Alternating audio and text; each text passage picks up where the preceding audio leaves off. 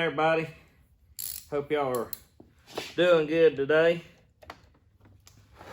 What our plans are, I'm going to change this 24-inch bar off this 357 XP Husqvarna.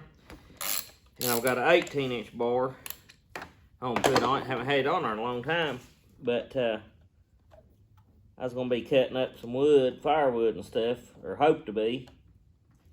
And can't get my screwdriver in the slot. There we go.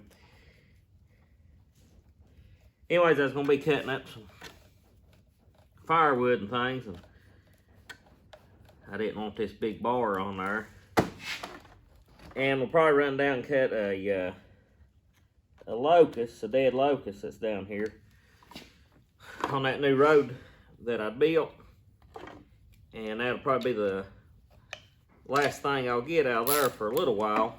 And we'll try to get some of the wood we've got pulled up over below my grandmother's.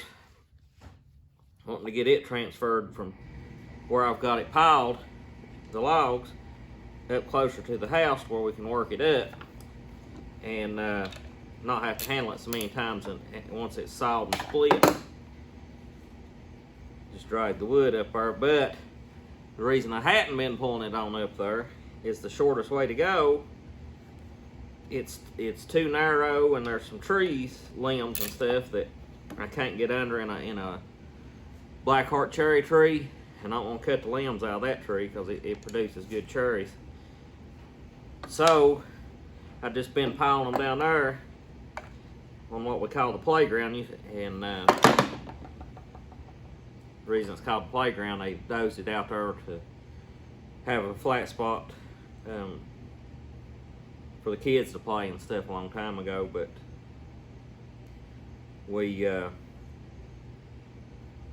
try to get the wood pulled from there up to her house. Probably the small stuff we'll pull up there with the BX Kubota, and then the bigger stuff I'll take the 245 Massey Ferguson, since it doesn't have a roll bar and can get under the trees, and I'll pull it, pull the bigger stuff on up there with it.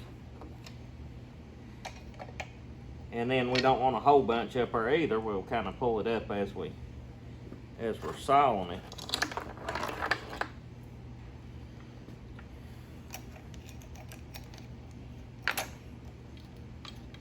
I've got that 460 Husqvarna too, but now this is just as far as the RPMs and torque of this saw, and it don't even compare. This saw's just so much faster, and that's why I thought I'd change this bar out and use it. Be a little easier to handle instead of that old big bar.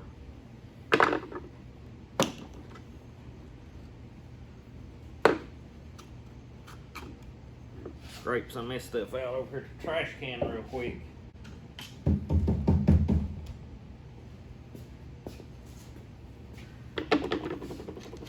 A lot of build up in there.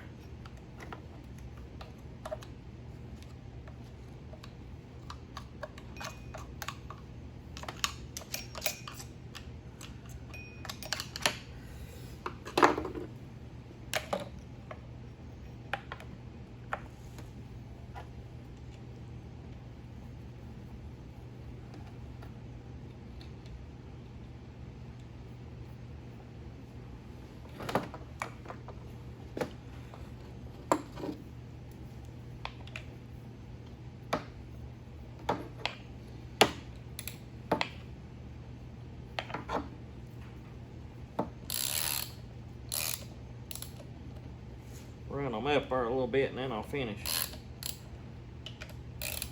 tightening my machine.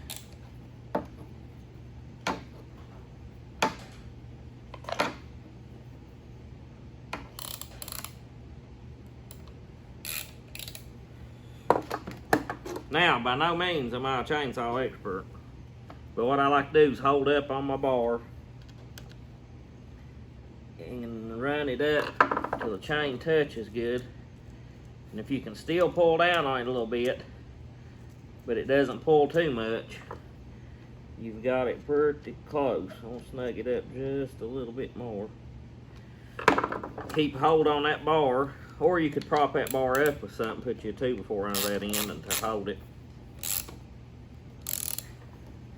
And then snug your nuts back down. You don't want to tighten your chain too tight, because it'll make it heat and it'll wear your bar and your sprocket out and everything. And it, you know, if it comes loose, you not always tighten her back up, but I try to get it pretty close. That should be pretty good. It's still got some slack in it and stuff, and it'll loosen up just a fuzz once I run it a little bit. I don't want to over tighten my nuts there either.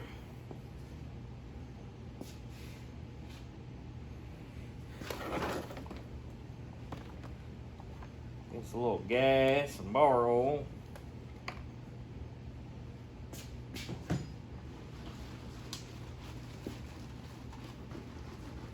I always like to shake my mix gas jugs up before I put it in there. I don't know if that helps or not, but it sure won't hurt none to mix the oil and gas better.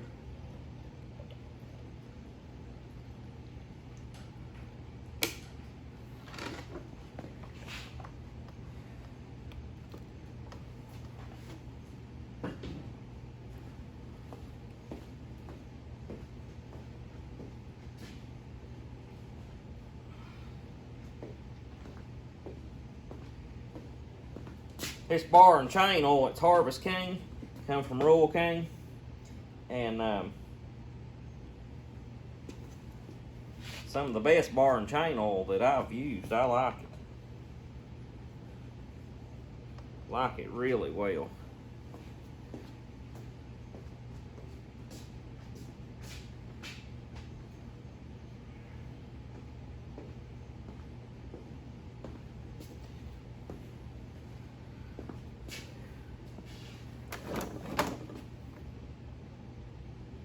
I believe I'll hit that chain a little bit with a file,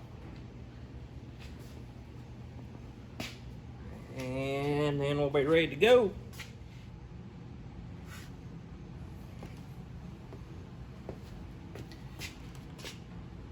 I'm sitting on my file, kitty cat.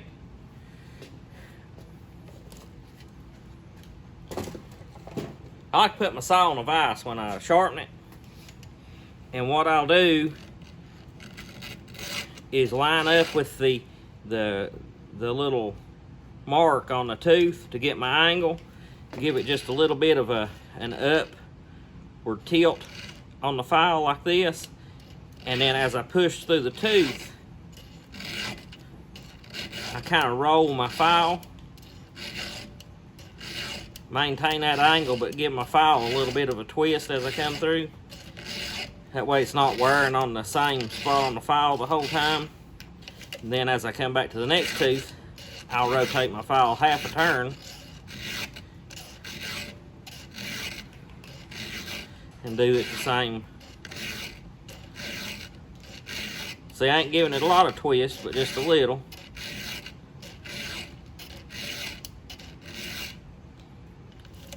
And then I'll twist the file again. It just kind of keeps your file to wearing even. And again, I'm not an expert. This is just what I do and what works for me.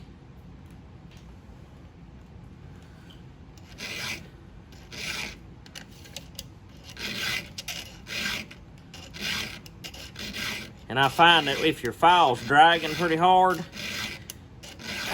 that's when your tooth is a little worse shape.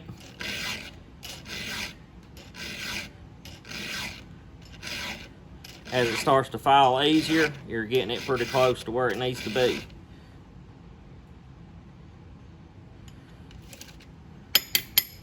Knock the filings out of the file a little bit. But anyways, I just continue this same routine all the way through the chain. Then I'll flip around and I do the other side. I do one side at a time. do this side this way, and then I'll turn my saw on the vise and do the other side. Just kind of works good.